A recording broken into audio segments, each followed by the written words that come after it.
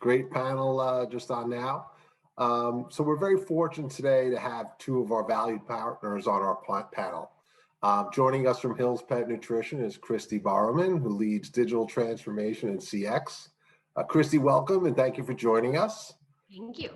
You're welcome. You're welcome. And in your seat, you're in a unique position to bring the best of digital media and consumer experience to TV.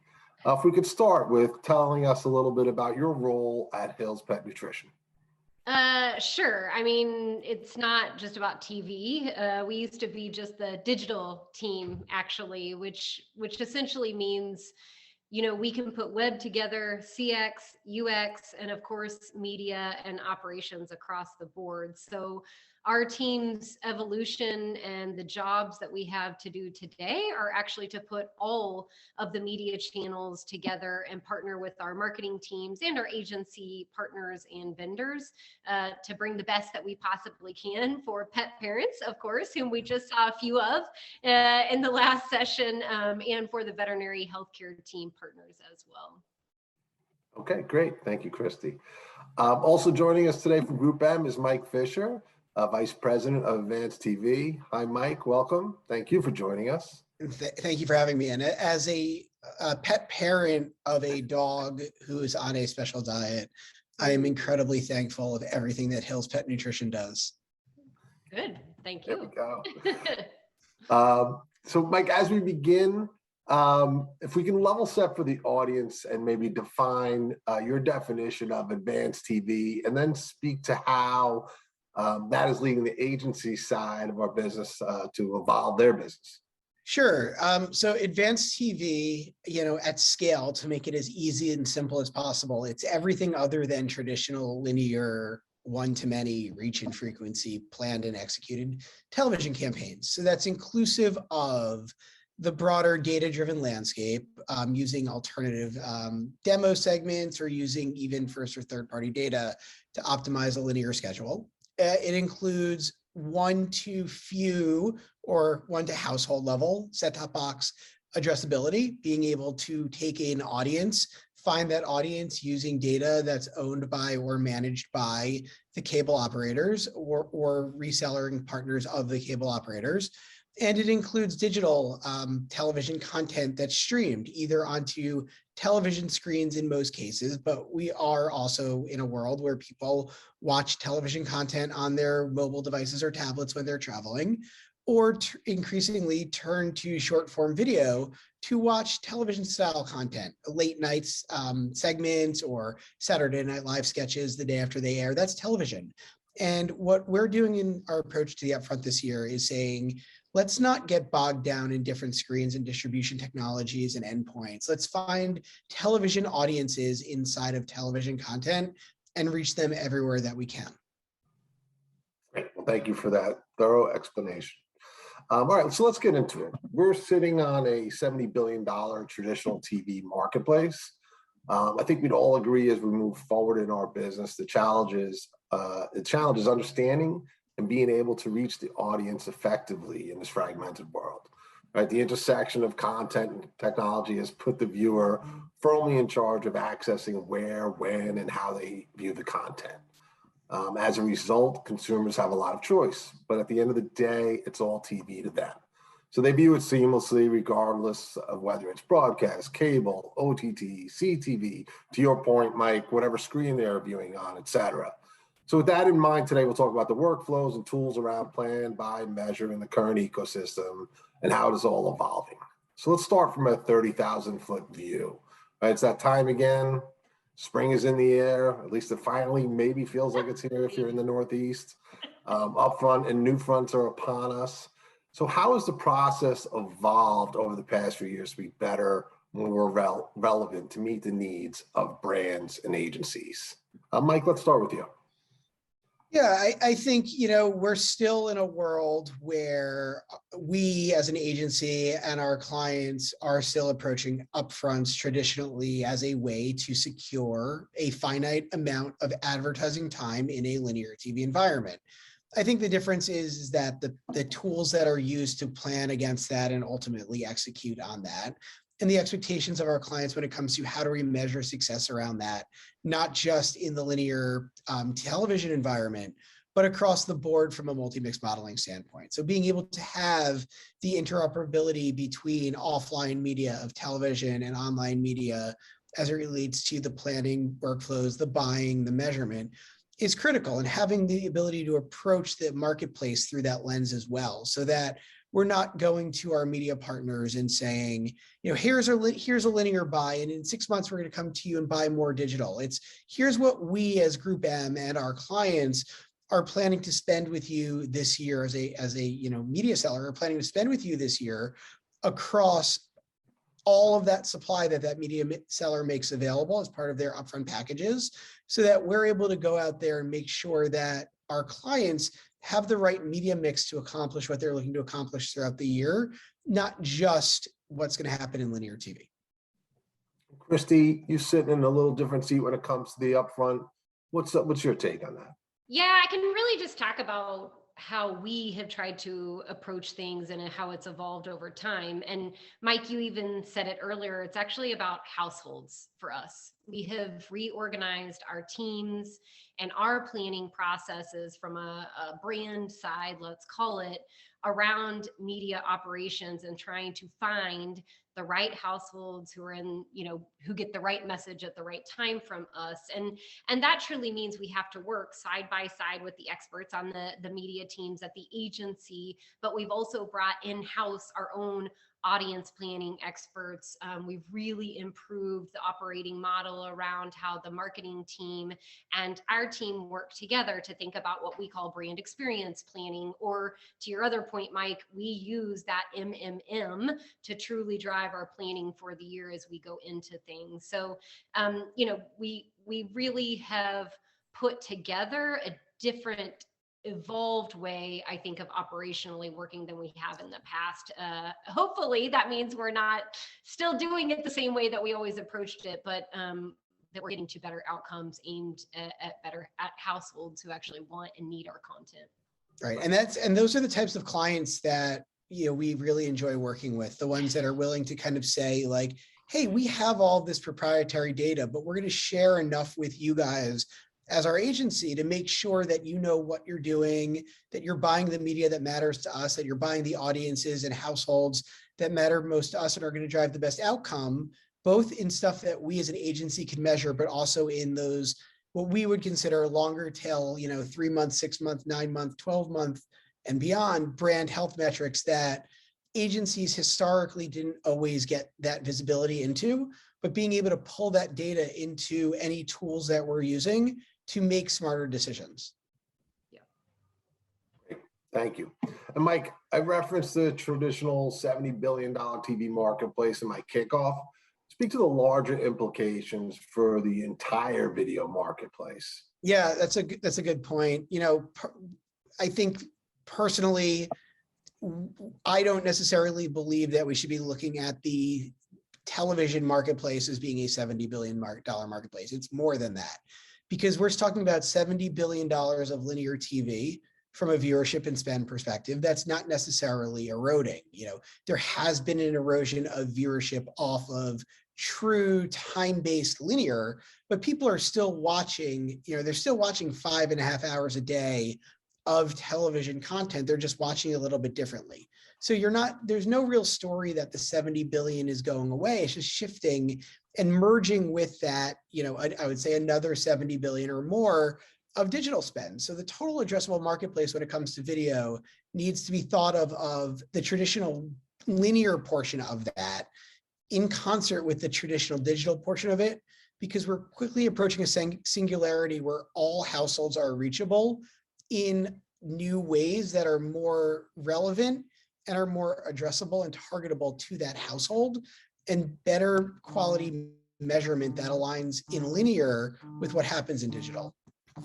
Yeah, I can add, I think from not the industry's $70 billion, but from a company's standpoint, it's allowing us to actually be smarter with our own budgets, right? Because you're right, it's maybe people are consuming the same amount of content, but they're doing it in different ways and different places. And that's actually allowing us, I think, to be a little bit smarter in trying to connect the dots as much as possible, to be able to hit people with the messages wherever they want to watch, whichever screen and whatever time they want to do it. I know we're still trying to find the right reach, frequency, efficiencies in terms of time of day and some of those traditional things, but we're also able to be more in context in certain areas as well with messaging. Okay, thank you. So Christy, I'll throw this one to you. Knowing that you still have to reach the right audience at the right time and place, as you just said, let's talk about the marketing funnel and how you may have adjusted your approach there. Yeah, as we talked about in a little bit of our prep, we've always been scrappy, right? So from a standpoint, Hills has never had huge budgets. It's one of the reasons that we've always been digital first and then head out into where we could work more effectively in addressable TV and make those connection points hit. And knowing that it means that over time, you have to use the funnel where you can. So you take your marketing mix, for example, and you might say, if we're sitting up here in awareness and we have an ROI on TV, on some of these other things that are driving that, that's great. And we can invest more into that, but we can't let the rest of the funnel go free, right? We can't lose or shift too much into an 80-20 in awareness, but then you lose some in that loyalty and purchase mechanism at the bottom of the funnel as well. So we really have tried to take an approach where we think through what is the job to be done at each part of the funnel and try to connect with the audience in the best way possible, in the most efficient way possible, right? Back to that MMM, so that we know we're making the right decisions at the end of the day. Mike, anything to add on the funnel there? No, I mean, I think that that's our way of thinking about it as well.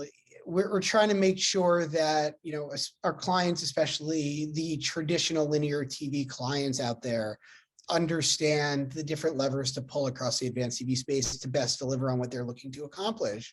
But also there is a unique opportunity right now for brands that have not been historical linear TV spenders to start to use more targetable tech to compete against the brands that are linear TV spenders, for that ability to buy that user or buy that time, and do it in a way that allows them as a brand marketer to really reach the right people and be somewhat guaranteed, especially in a one-to-many environment, of reaching the right people.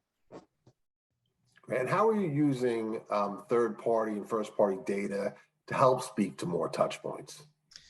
Yeah, it impacts and influences everything we do across planning, buying, and measurement. We want to be using the same data set for all. There's a big push right now in the industry to be trialing alternative currencies, which is great, and we applaud that. But we still want to make sure that, anything we're doing in the alternative currency space, those users that make up the measurement of success in alternative currency are the same ones that are used in the planning workflow and the buying workflow, so that we're making sure that we're planning against relevant audiences, we're buying those relevant users everywhere we're seeing them, and we're able to measure success and transact on our ability to reach those viewers in as much real-time and truly one-to-one non-panel-based solution as we can. Yeah, my answer to that is safely. we're trying to use our first-party data safely, right? Because you're right, Mike. The more you know about people, the better you can use that to build upon that, right? Find other people, add in that third-party data that makes sense in terms of who you know on first party, but it is increasingly critical that we are clear and understand how we're doing that, because we have an obligation, right, based on where we're collecting it and then what we do with it, just to advertise back to people. So I guess, yes, there's a very technical approach to it, like you said, but I also, just want everybody to know that we also have to think about how we're doing that safely. And luckily, which I think we're going to get into in a little bit, but luckily there are a lot of tools now and tech and different things that can allow us to stitch some of those things together in a safe way, so that we're not hopefully putting people at risk, and we're being very respectful of that. But it's just important to note, I think, on that side as well. Noted. The old adage holds true. Safety first. That's right. All right. So if here we sit today, right? If we look back the past couple of years and the progress that we've made with media, data, and tech in the ecosystem, what excites you the most today, and what are some of your concerns? Mike, I'm going to throw that one to you. No, I'm happy to go first. I think the thing that excites me most is a lot of the platforms that have historically been closed off walled gardens are at least signaling willingness and openness to some level of consistency across all. Yeah. We're not out there expecting companies to break open the silo entirely, but we do find that there is more willingness to say, okay, you know what? We as media seller A understand that people don't just watch our content and see ads inside of our footprint. And there is a push right now towards more transparency around exposure data, consumer privacy, as we were saying before. And you're starting to see more willingness for data sharing and interoperability from media sellers who have historically been closed gardens. Yeah, I would agree with that. I think, look, what was it in the last 2-3 years at this time, we were all talking constantly about the cookie apocalypse coming. And what are we going to do? What are we going to do? How are we going to change? We knew ultimately that there would be a way to still connect the dots, get to people, albeit much harder because the walled gardens are separate. But to your point, Mike, we are finding different ways to do that, like the clean data rooms, right? Which again, we feel pretty safe about how we're interacting with that. And then you can bring other data into that to do or take advantage, I guess, of the new technology that's coming out to help us find ways to still connect with people, which is what we're trying to do. I think something that is interesting and I don't think we or anybody else has necessarily solved for is if it is still in that separated environment. For example, like your reach and frequency, I can still hit in one walled garden area, but what do I do when that same audience, to your point, is shopping, consuming content, doing something in a totally different one?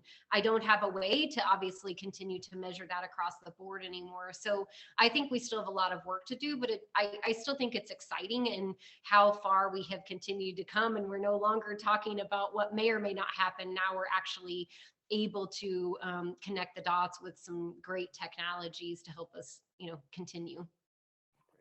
Mike, you mentioned interoperability, and you and I have talked in the past about how that's becoming increasingly important. With more partners and offerings coming into the market, are you finding that is getting better? Is it getting easier or more difficult? I think at a high level, it's getting easier. At a day-to-day execution and tactical level, it does become more difficult as more players enter the market because it's more stuff that we need to vet. It's more vendors and more different options and arrows in a quiver that are getting put in front of our teams and our clients that we have to sift through and determine, is this something we can do ourselves? Is this something that a vendor or partner that we're already working for is able to do? And that's even before we start to evaluate, is the tech tax associated with something new and a third involved in the ecosystem going to generate X% more success in a campaign to be worth it, not just from a spend perspective, but from a time perspective? Because, as an agency and our clients as well, there's only so many hours in a day that we have to do stuff that's not part of our core offering.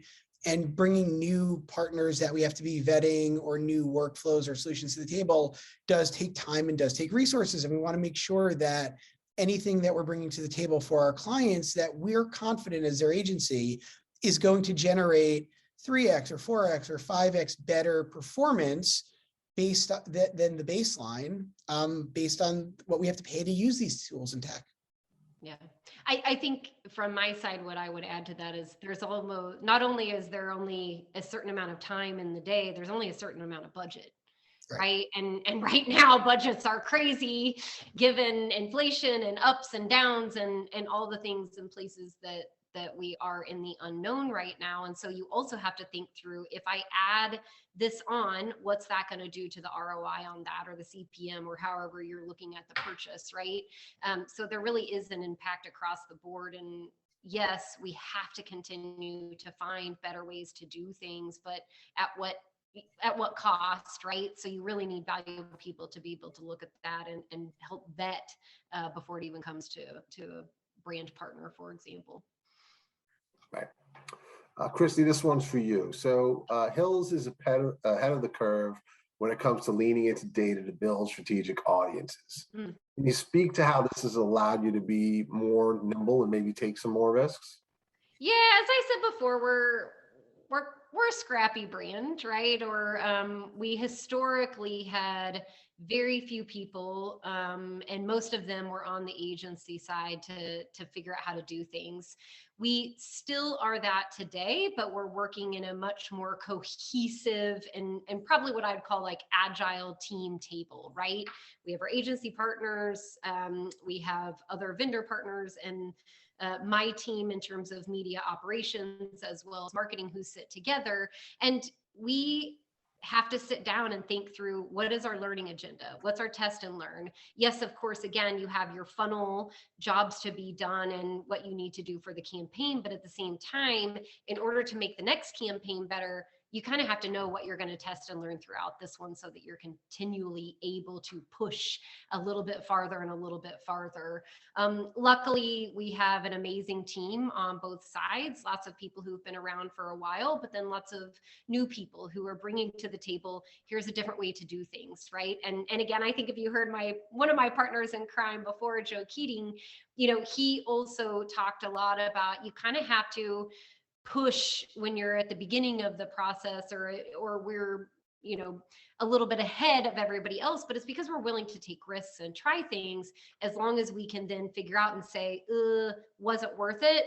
Take that one out, or that was definitely worth it, but let's learn more.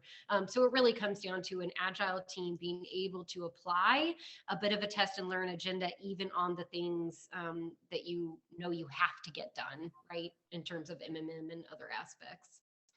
So dovetailing off that a little bit, we'd love to hear about how you've been able to build off of your existing targets, right? We know you've been very successful targeting current pet owners. Yeah. How is that evolving as you look to expand maybe beyond pet owners? Is it pet intenders? Is it a life stage? Is it new homeowners, et cetera?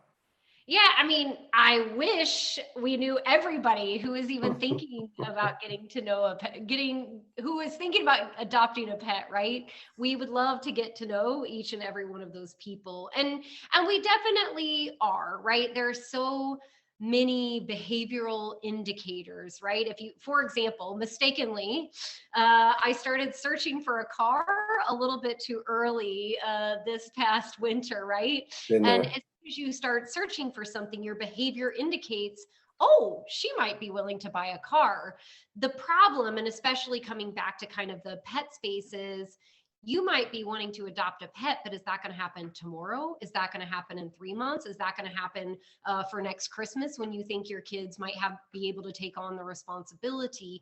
That's where it gets really tricky, is how broad do you take that audience of people I know who I can really sort of drive them through the funnel. Then you start branching out into people who are indicating, or like you said, Mike, in our case, we also have pet owners that we can identify in terms of, my pet might be getting sick, or they're exhibiting a behavior that we're just not sure about. So we try to latch on to some of those things. Again, try to learn with people, try to drive some reach and frequency efficiencies while we're pushing them through the funnel. But that can only go so far when you have to think about the budget that you've got.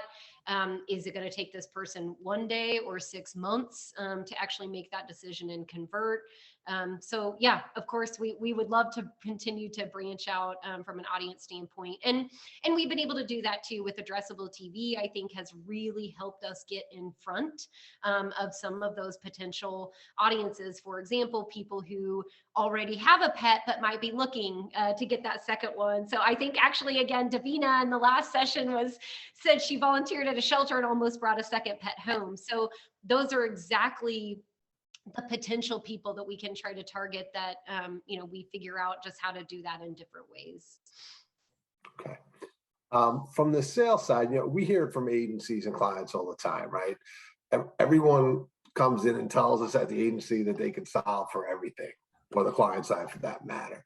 So as the industry, as we're seeing a major shift from the traditional age gender model, speak to the balance of utilizing data, technology, and platforms to optimize your media. And along with that, the value of the partnerships, both old partnerships, longstanding partnerships, and perhaps increasingly more important, newer non-traditional partnerships. And how are you evaluating these newer partners in this complex ecosystem? Yeah, I mean, this is a conversation we have internally all the time.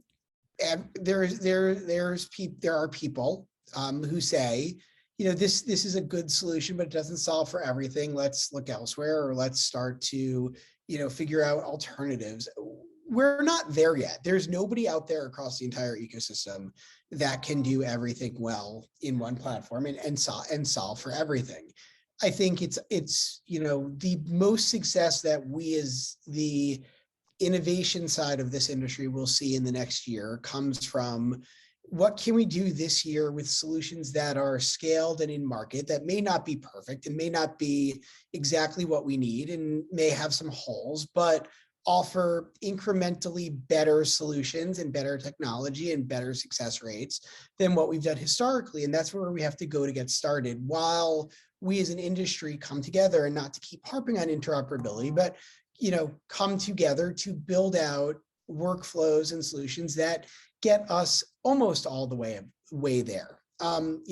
One of the things that I like to say is that agencies in general, everybody is trying to sell me and my clients similar things. It's our job as an agency to take what's out there in the ecosystem and put it together in a way that lets us compete with other agencies, so that I don't necessarily need something off the shelf that my competitive agencies don't have, and I don't need to lock in an exclusive.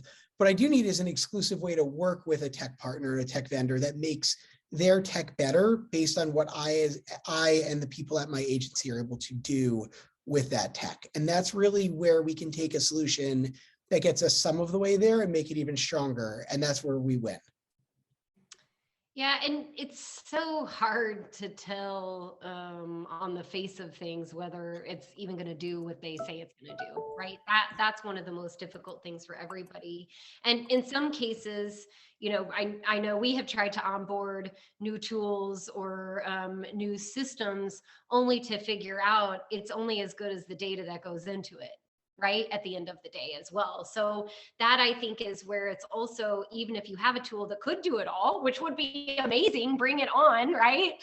But even if you have that, it's only going to be as good as the data, the people who know how to work it and connect with it, and how that's going to work with everything else throughout the workflow, right? That's going to be a challenge, no matter if it is an amazing tool or not, frankly.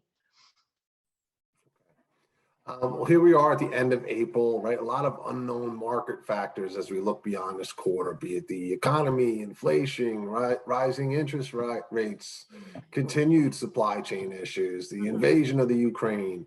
What are the top 1 or 2 major challenges facing you both today? Well, I think it's just Ukraine now. I don't think we say the Ukraine anymore, Tim. No. Thanks. Just trying to lighten it up a little bit with your head. I was depressed after reciting all those. Yeah, with your head, that was a little bit heavy there, trying to lighten it up a little bit.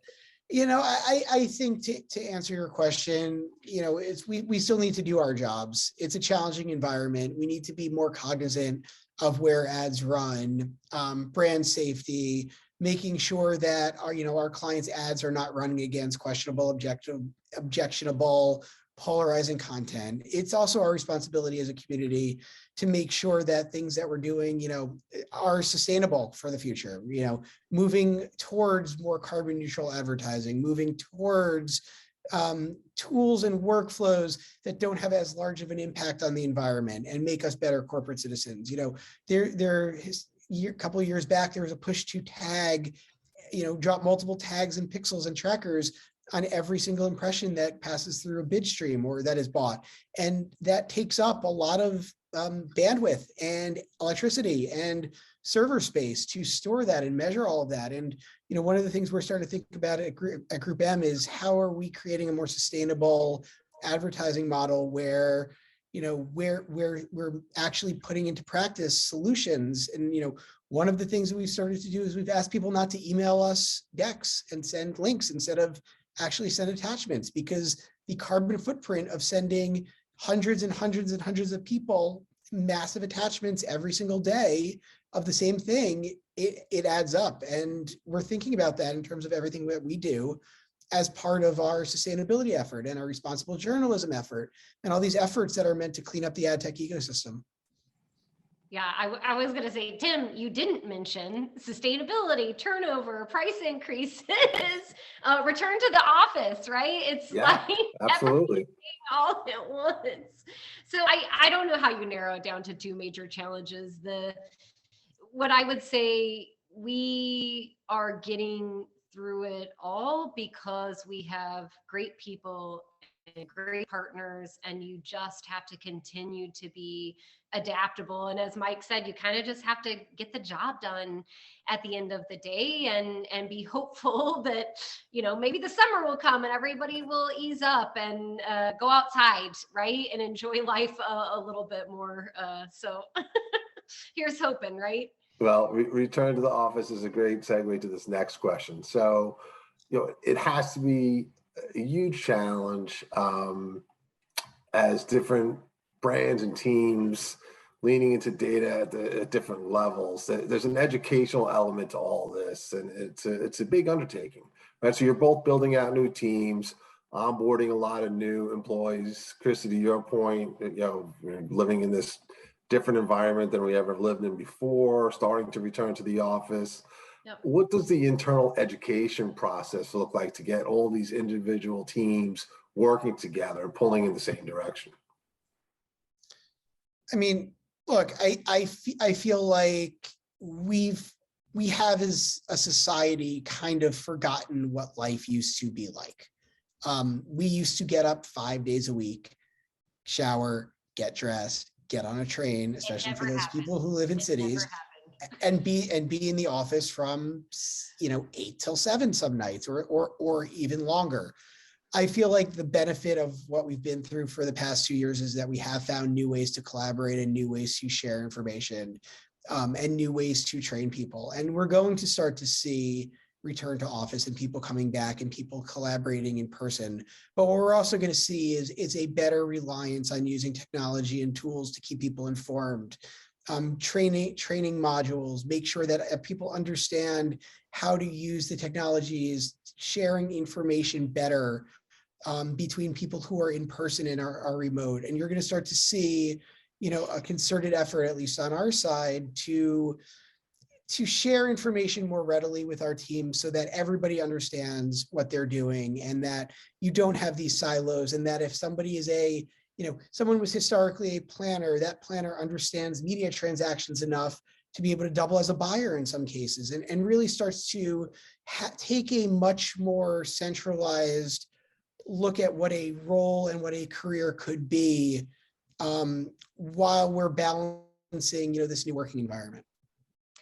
Yeah, I think that's really interesting, Mike. The gap, right? In terms of education, the gap that we are starting to have is, as you, let's call it in-house, more people who are advanced data scientists, right? Or audience planners, or to your point, Mike, we have a few unicorns who can kind of do a bunch of those different things and explain it to everybody else, right? You need more of those external people coming in, but they're coming in with these very advanced and unique skill sets. Yep. So then how do you close the gap from the rest of the organization and say, hey, this is what a clean room means. By the way, there's about 100 different versions of that, or different tools to do that. And then there's all the different sources of data. So, you know, it can get really complicated. I think the thing that we're trying to navigate as well is, do I need everybody to know everything? Or what I think we've done a really good job of is we've tried to develop a little bit of a common language. And for us, that is around the funnel, right? We call it our ACPL funnel. But then it's also around our marketing mix model. And if these two things consistently can get people a common understanding, focus on the goals, focus on the jobs to be done, then people who have specialized skill sets can actually work over here really effectively on a media operations team together and not be slowed down trying to educate the rest of the organization on what they would never really dig into or use.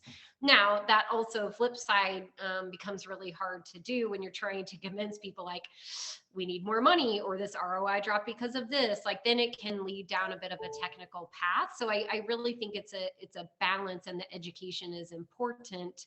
But finding that kind of common language and areas to set common goals for your, you know, how you approach campaigns and media and all of that, being consistent there, that can really help in terms of the education factors as well. So we're coming up on time. I'm going to have one last question for you, and then we'll turn it back over to Ethan. But flexibility has become increasingly important over the past few years. What are you seeing from different partners? What are they offering you that's really helping your cause and getting accomplished what you need accomplished?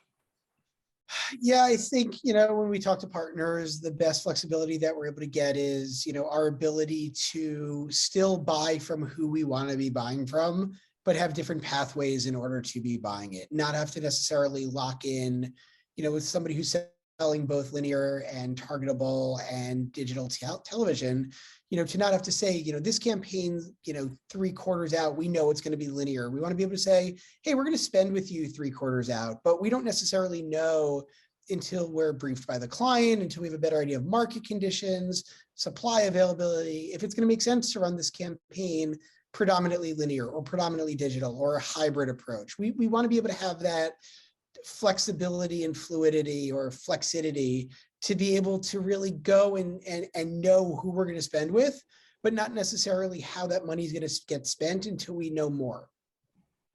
Yeah, I would echo exactly that, because budgets are all over the place right now, right? What you think you're going to start out with versus what you end the quarter with versus where in the world are we going to be in the back half of the year with all the things that you just mentioned before really impacting everything that a company does.